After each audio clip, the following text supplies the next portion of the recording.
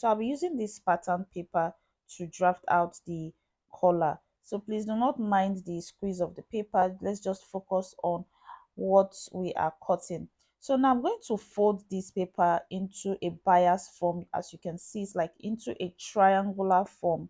You can see how I folded this paper over in two. So just go ahead to take your pattern paper and fold it over into a triangular shape. So I'm just going to pin down this edge so that it will stay put when I am drafting my collar. So after doing this, the next thing you would want to do when drafting yours is to take your measuring tape, your ruler, and your marker pen, or if you have a pencil, you can go ahead to use a pencil.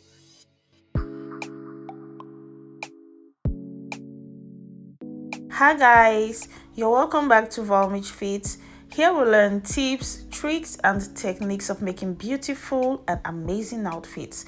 So today I'm going to be teaching you guys how to draft a corset top with a turtleneck. So here I have my pattern master ruler.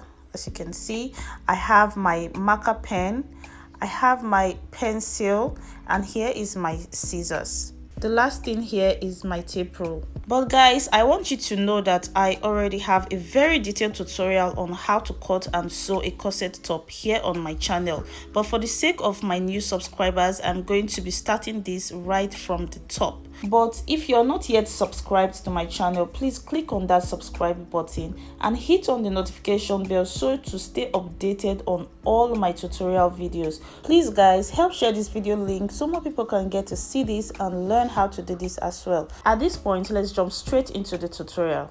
So this line here is my start line and also my shoulder line. So I'm just going to roll it out. The next step I'm going to take will be my shoulder to my bust point.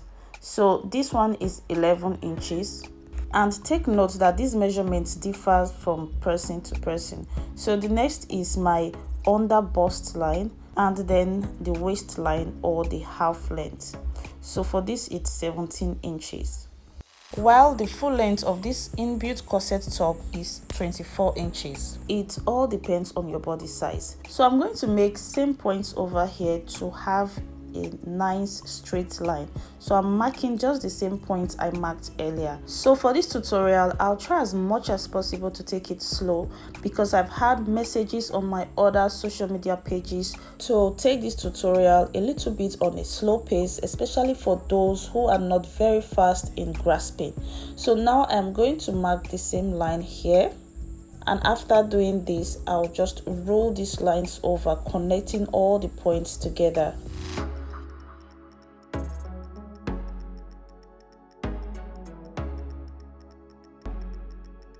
So now I'll take my shoulder divided by 2 and also go down by 9 inches for my chest line.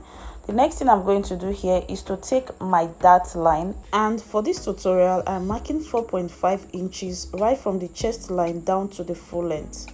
The next step I'll take is my under bust tightening, which is coming out by 1 inch on both sides of this dart line, and I'll connect it to the bust point like you see me do here.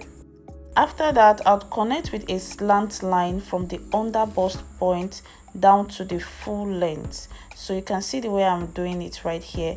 And then for the chest line, because I want that area to be like a bit covered, I'll go up by about 1.5 inches, and also I'll come out by 1 inch on both sides of this chest line to contour or tighten my chest line.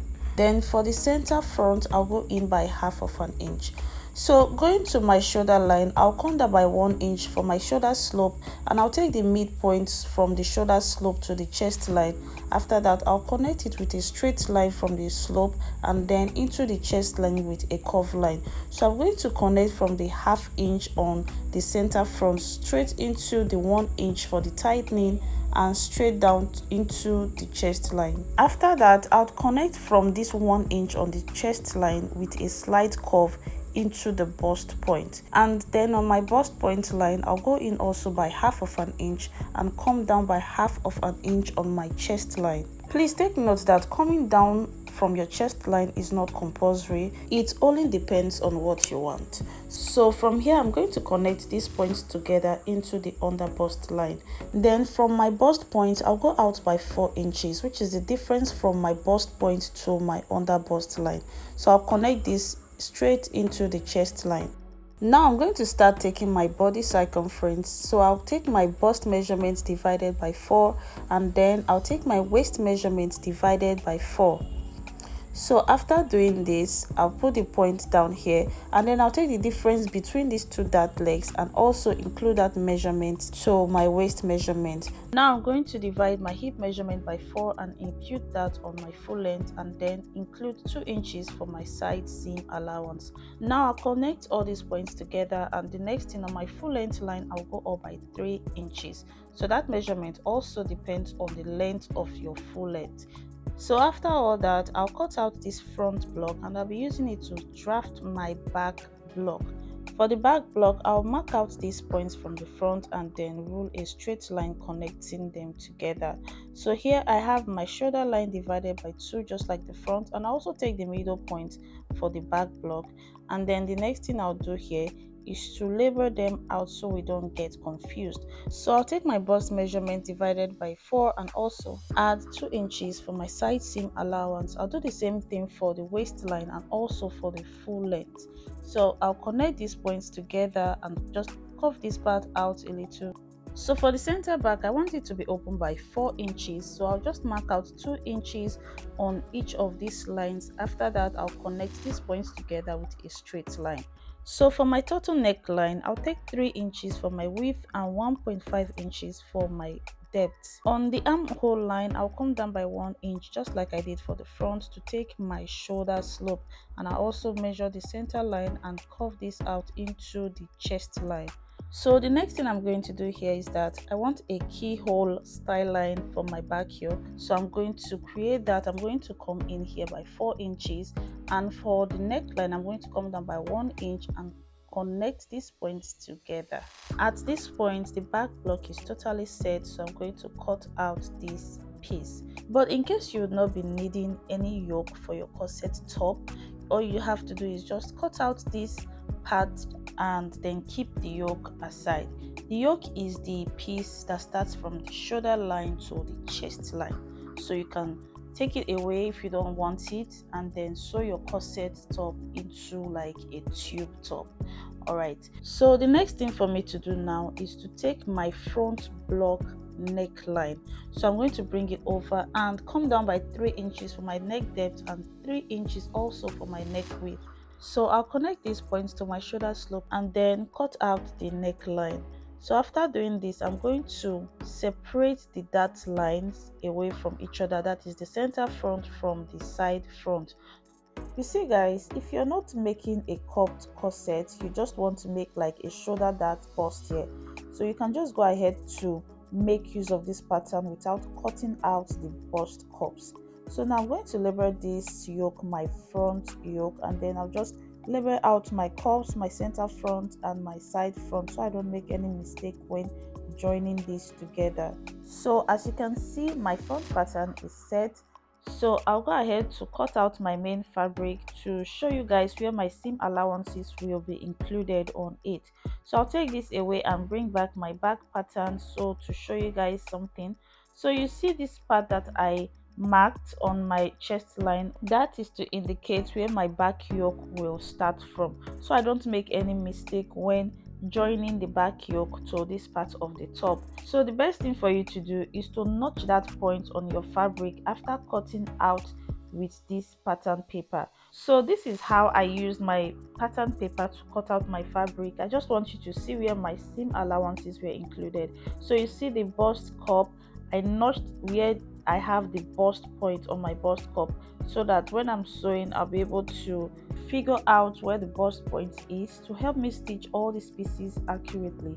So for my yoke, I'm using skin tone mesh for it, and also I'll do the same thing for the back pattern. Just the way you see me include seam allowances for this front, that is how I'll be doing it for the back pattern.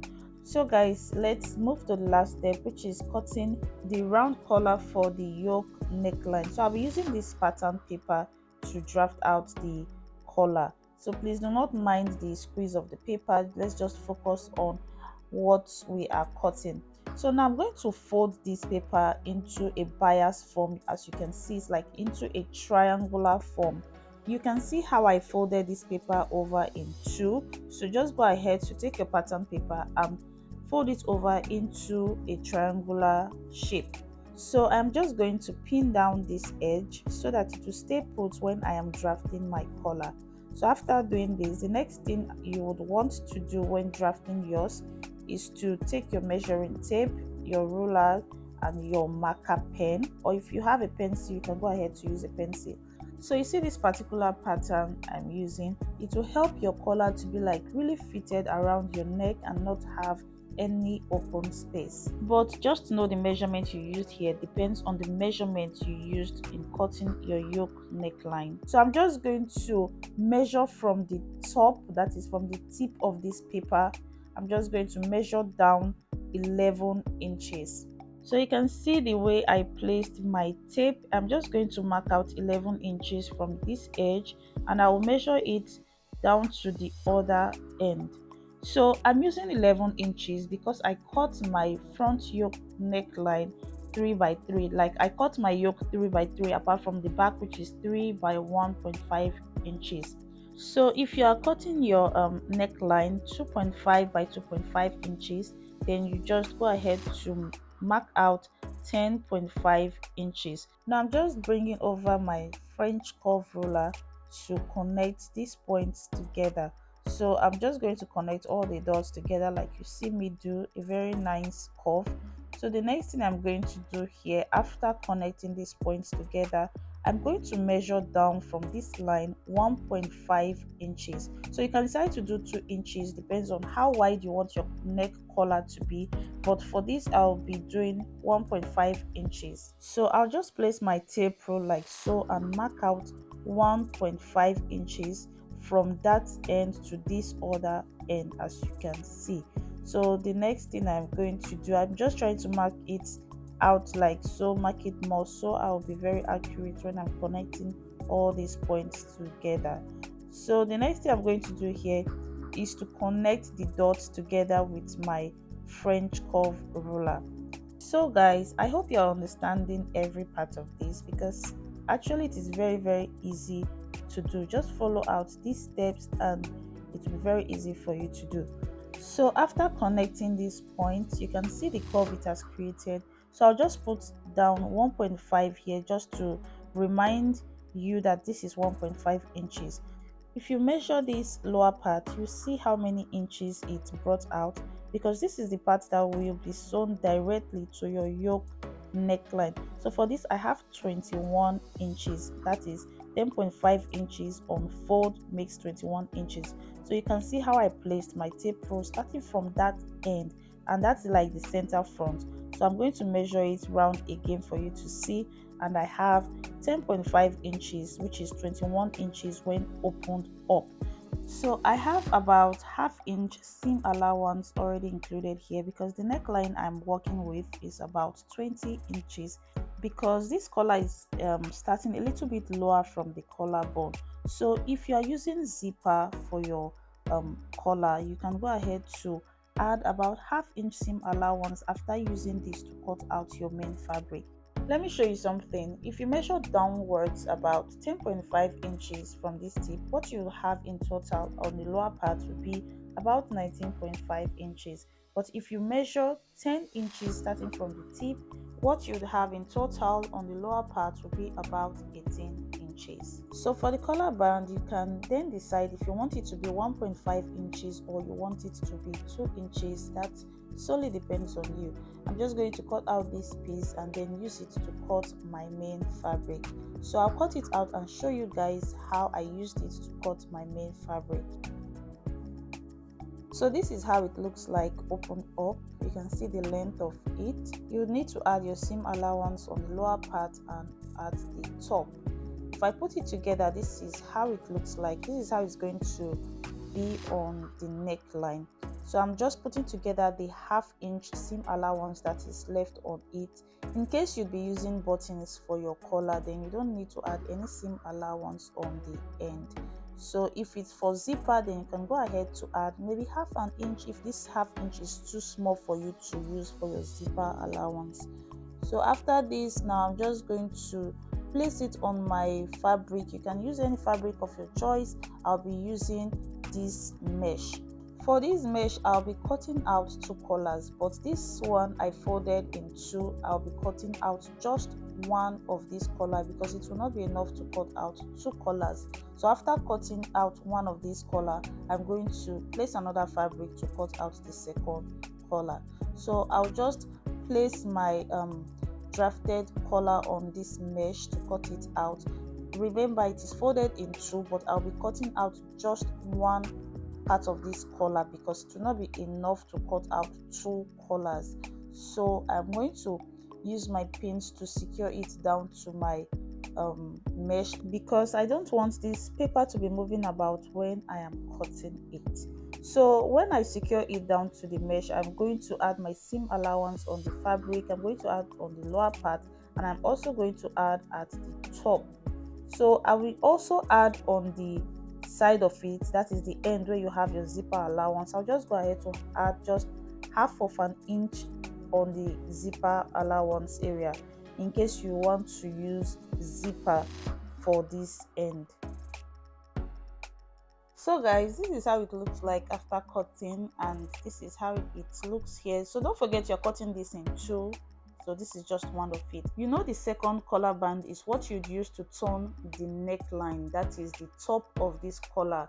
So you use it to turn the neckline and also turn the side which has the zipper allowance. If you're using a zipper, then there will be no need to turn that part, but if you're using buttons, then you can go ahead to turn it. So guys, we've come to the end of this very beautiful tutorial. I hope this video was able to show you how to cut a very fitted collar band and also how to draft an inbuilt corset top, which I already have a detailed tutorial also on that on my channel. So please do not forget to subscribe if this is your first time joining us here, and if you'd like to see more detailed tutorials like this, then please click on the notification bell to stay updated on all our tutorial videos. So from here, I'll be seeing you in my next video. Bye.